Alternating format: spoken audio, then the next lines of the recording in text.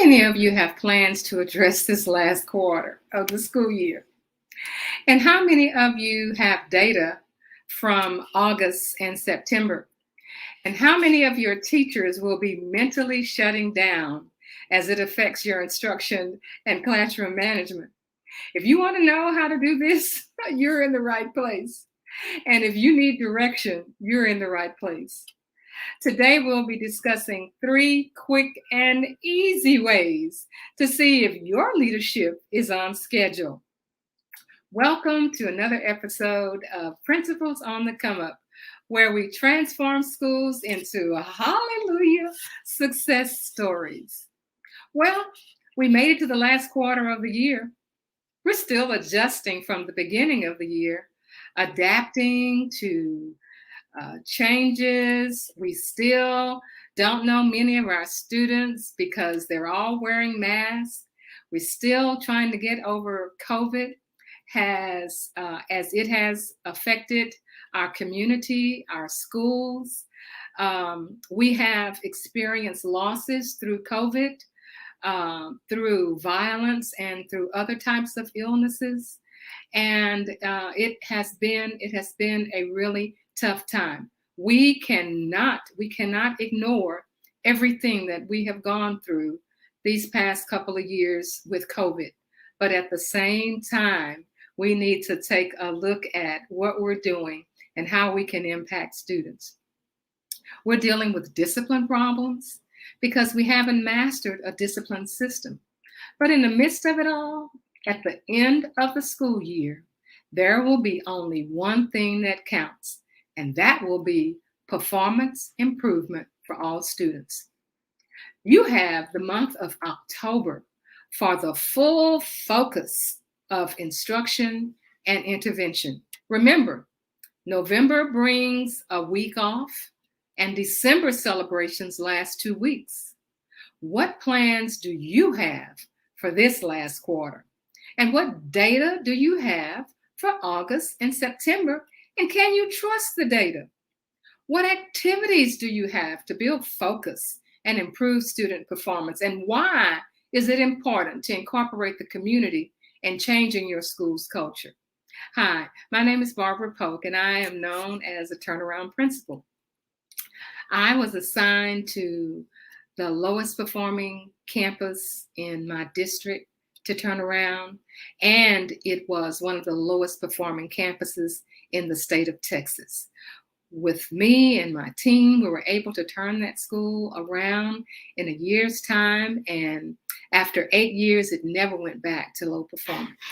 I was chosen by the Harvard Graduate School of Education, their Urban School Institute, to go in there and work with principals and assistant principals from throughout the United States and other countries to work on students that were low performing, communities that had low performing students, to see what we could do to bring them up so that they never returned to low performing.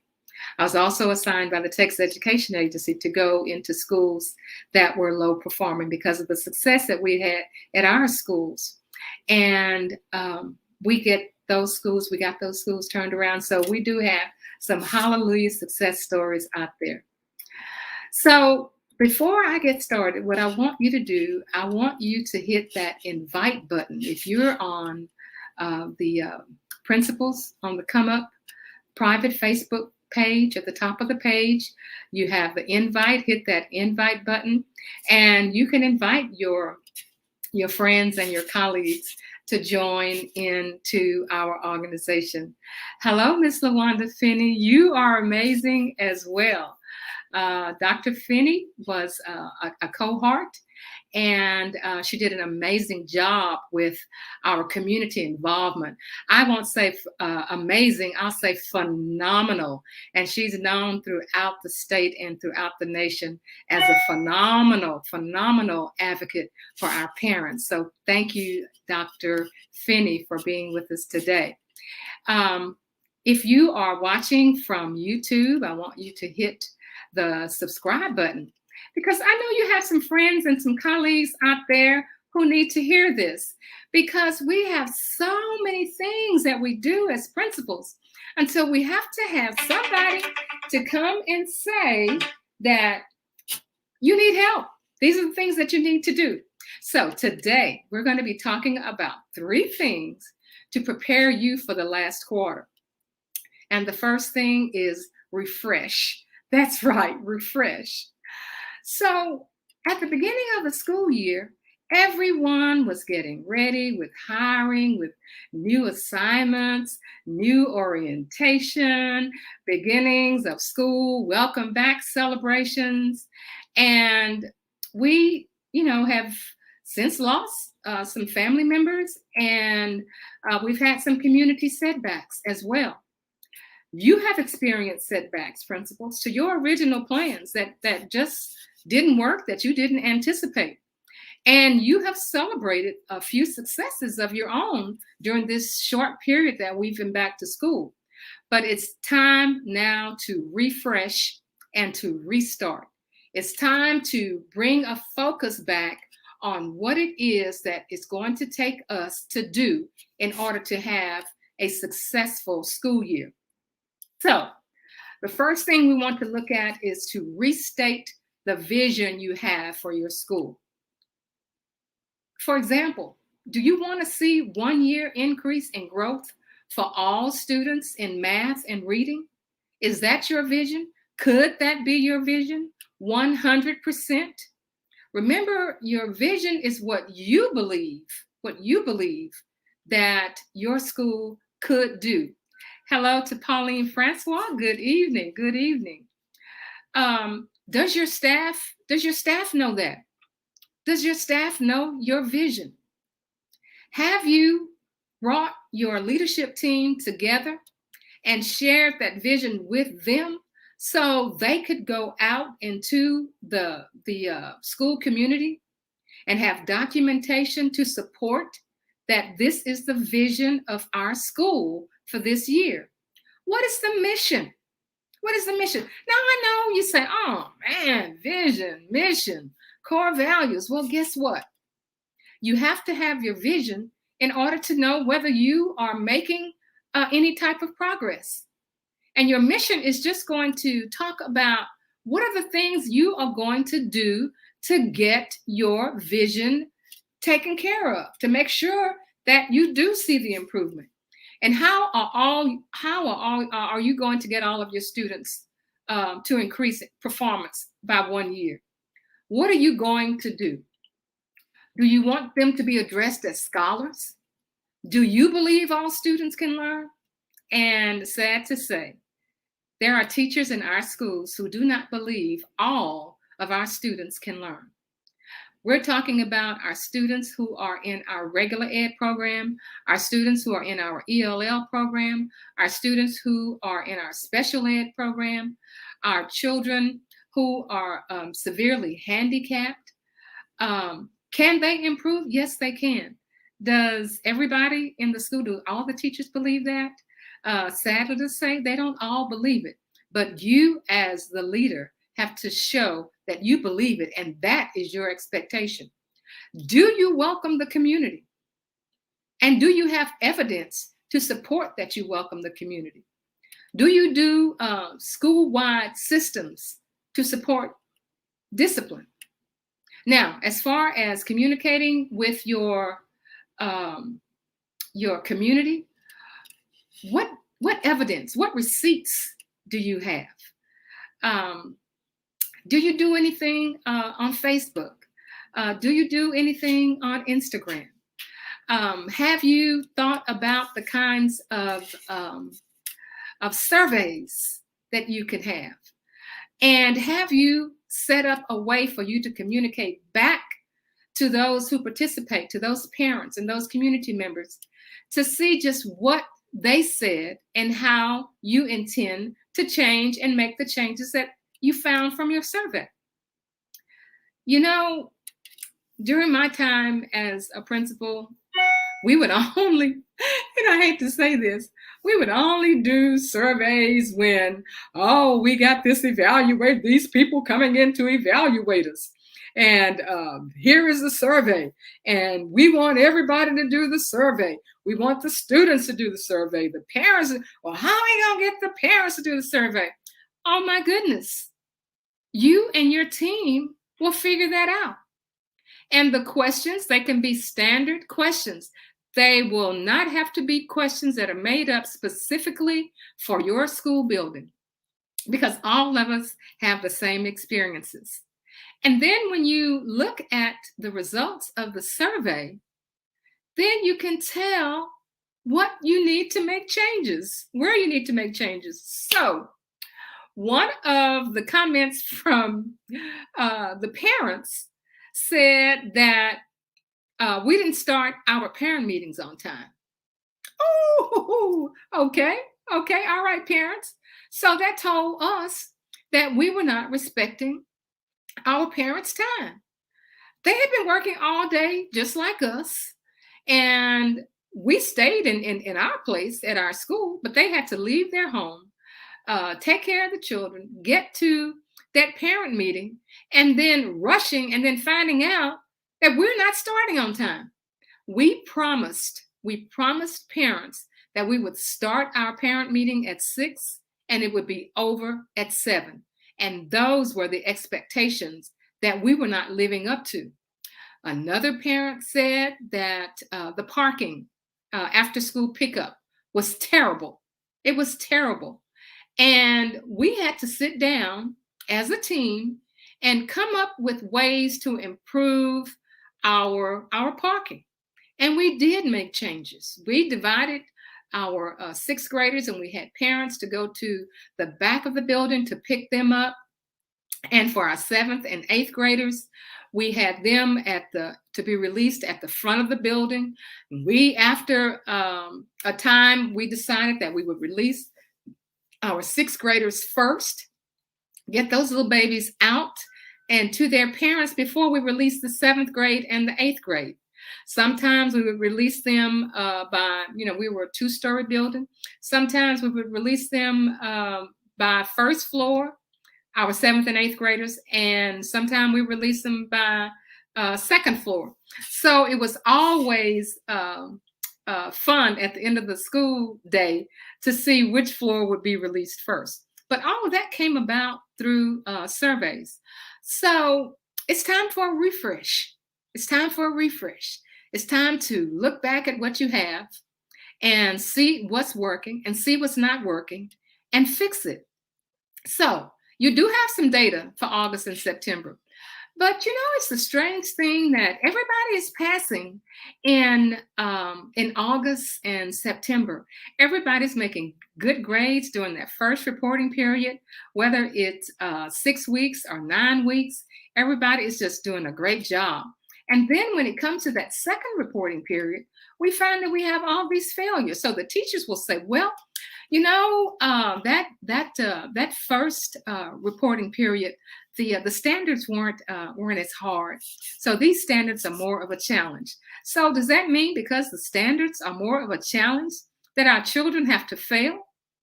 Does it mean that? Or does it mean that we as principals have to come up with a way to work with our teams and our teachers to make sure that our students are understanding those standards and then give them the assistance that they need, and then make sure that they can be passing the same way they were during the first reporting period? Is that difficult to do? Yes, it is. Yes, it is. This is a difficult job because we are impacting the entire community as teachers, as leaders. We are the ones who are bringing about a change in our community. Has this been tough times? Oh, yes, absolutely. Will times get better? Yes, they will. Will we be able to survive? Yes, we will. We can't do it by ourselves. That's why I'm here. That's why I come on every week. I have gone through experiences. I'm able to have experiences in buildings and online information that the principals just don't get a chance to do because they're doing their day-to-day operation. That's just how it goes. So what activities can you do to build focus and improve student performance based upon the data that you have? Is that data good? Can you go back? Can you work with your team? Can you have your team to give you receipts? Show me why this data is the way it is. And then it's important, of course, to include your community. For example, why would you have PTA meetings at 10 o'clock in the morning or at 4:30 in the afternoon when you know your school is being dismissed at 4 o'clock? Why would you have a 4:30 parent meeting? Some parents still are in line. Some parents haven't even picked their kids up yet. They are feverishly trying to get to that school to pick their kids up, and the lines are long. So why would you? Are you thinking of the community, or are you thinking of yourself? Are you thinking of things that are convenient for you? And principals, I'm telling you, that is not the way you improve your community. Number 2, hashtag inspect. Inspect what you expect. Paula is saying, I love listening to you. Good information about schools and our community. Thank you. Appreciate that, Pauline Francois. Inspect what you expect. Have you inspected what you expect? Do your teachers know what you expect? Have you given them your expectations in writing? Some form, some way to check that they understand. You know, during the beginning of the year, the instructional leader has lots of I's to dot and T's to cross. You're moving fast and furious. You've been able now to get a pulse of the school, especially the pulse of the teachers. And you know who your supporters are now, and you know who your distractors are. You've been given directives from central administration and supervisors, and some of the directives that you've received, they just don't fit. So do you know what teachers are hitting it out the park? Do you know what teachers need support? And the directives that you receive from central administration and supervisors, they are not fitting with your vision and your mission and your core values. How are you going to work that out? Your teachers are looking to you for leadership and support. You have established, you and your team of teachers have decided what is the vision of your school and how you're going to get it done. What is your plan? What is your leadership plan? How are you helping those teachers? How are you supporting the permanent substitutes? Now, I've always had permanent substitutes on my campus. You know, in urban schools and especially our rural schools, we always have substitutes. That's just a part of our culture. And I know that I did not focus as much as I should have on my substitute teachers. I was just blessed to have a good leadership team who could help me, who could see things that I didn't see, who could step in and to support those substitute teachers. I also know that I had to respect those substitute teachers the same way I respected my teachers.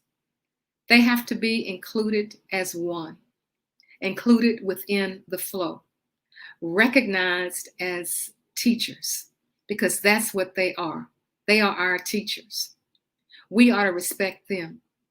And year after year, if you expect those substitute teachers to come back, then you have to respect them. You have to respect their schedules. You have to listen to what they see as far as instruction in the classroom. Remember, they don't have contracts. They don't get paid during that week of Thanksgiving, those 2 weeks of December that we're out. They don't get paid. While we are flying off into different places, and we know that at the end of a payroll reporting period, our check is in our account. Substitute teachers, they don't have that luxury. So we are to treat them as precious cargo. Treat them as precious cargo.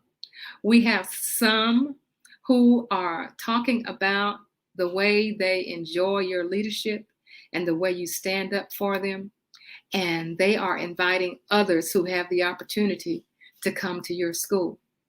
I remember every morning with the morning announcements, if I knew that we had substitutes in the building, my direction to those students that day is to respect your substitute teacher. They're here, they're visitors on our campus. And when they leave our campus, we want them to go out into the community and talk about what a fine school we have and what great students we have at our school. We love our school and we want them to love them as well. Help them as much as you can and respect them the same way you respect your regular teacher. I know that may have been, a long story on substitute teachers, but they are just so critical. Sometimes people talk around the custodial staff or the cafeteria staff. They hold conversations as if our custodians and our cafeteria staff or our aides are just invisible. Yeah, some people do that. But my point is that everybody on your campus is important. Everybody wants to be a part of a winning environment. Everybody wants to be a part of the hallelujah success story. Number three. Did I do two? Number 3, modify. So now that you have the data, what are you going to do with it? Question: how many classes did you visit last week? How many classes have you visited so far? Who is helping you coordinate your schedule? And what is your schedule for classroom visits? Have you coordinated your visits with your leadership team? Are you doing all of the visits? And I'm talking about visits just not for evaluations, visits to see what's going on in each classroom. Seeing how Hakeem acts in his 8th grade math class versus the way he acts in his ELA class. You're establishing relationships. How and when do you schedule follow-up visits of your observations with your teachers in a timely manner? They want to know, did I do this okay? Did I do this all right? Even though it was informal. Did I do this okay? Could I have changed here? Or could I have changed there? They want to know. Who is helping you do this? Who is holding the hands of the new teachers besides your mentors? And your mentors are teachers who have a full-time schedule themselves. What are you doing to make sure that those teachers are being taken care of? What are you doing? How are you impacting what's going on in those classrooms? Are you meeting with your new teachers on a every 2 weeks or monthly basis to find out what it is that they have been doing or what they don't understand or the kinds of challenges they're having in the classroom? Are you meeting with them on an ad hoc type of environment where you can say every morning before you check in to school, I'll be in my office with my door half open, and all you have to do is knock and come in and sit down, and we can talk about some things that you're concerned about. So what that does is that makes them really think how they can compress what it is their concern. And you, as the principal, will have the opportunity to take notes about what it is they're concerned about. It's just that simple. That's your modification. Are you fully engaged in PLCs? Do you go to your PLC? Is your name on the agenda? Are you there to support your instructional coach, or are you running the PLCs yourself? And I would recommend that you have your instructional coach to run the PLC, but you be there to make sure that you see what's going on so that you can guide what's going on. That's critical. Are goals being met? Do teachers know what the goals are? Do they know that your vision is to have all students to improve by 1 year at the end of that school year? Do they know that? Do you have receipts to show that they know that? Is your secretary or your administrative assistant involved with these plans so they can support you? You cannot do all of this by yourself. You need your team.